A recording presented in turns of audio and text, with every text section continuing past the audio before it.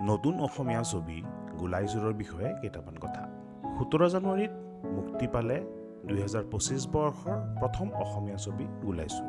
ৰক্তিম কমল বৰুৱাৰ দ্বাৰা পৰিচালিত গোলাইচুৰত আছে ভালেকেইজন পুৰণি শিল্পী।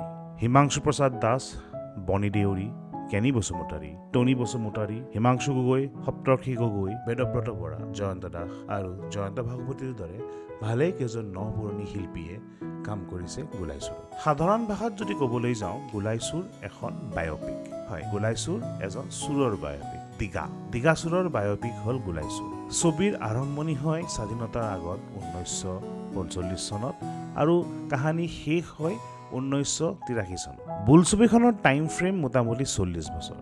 40 বছৰৰ অসম 2 ঘণ্টা 24 মিনিটত দাঙি ধৰা এটা বহু টান কাম। কিন্তু চিনেমাখনৰ লগত জড়িত কলা কুশলীসকলে এই কামটো খুব নিগাজিকৈ, খুব সুন্দৰভাৱে তেওঁলোকে দাঙি ধৰিব সক্ষম হৈছে। অভিনয়ৰ ফালৰ পৰা যদি কোৱা যায়, এই চিনেমাখনত আটাইতকৈ ভাল অভিনয় যদি কৰিছে সেয়া হ'ল হিমাংশু গগৈ। হিমাংশু গগৈক জেনেৰেলি আমি এজন কমিক এক্টৰ বুলি জানো, কিন্তু তেওঁ নিজৰ কমফৰ্ট জোনৰ বাহিৰত গৈ যিটো গোলাপী চৰিত্ৰ তেওঁ ৰূপায়ণ কৰিলে, সঁচাই মন চুই গ'ল।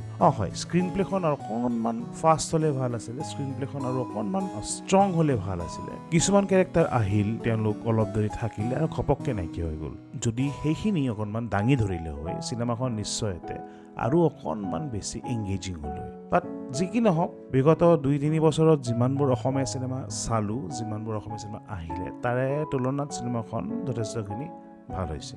একেবাৰে গোলাই নাই হোৱা, বাট কিছু পৰিমাণে সেই গোলাইৰ ষ্টেজলৈকে গৈ পাইছে।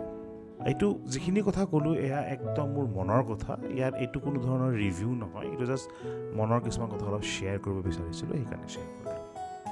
ধন্যবাদ, শুভৰাত্ৰি।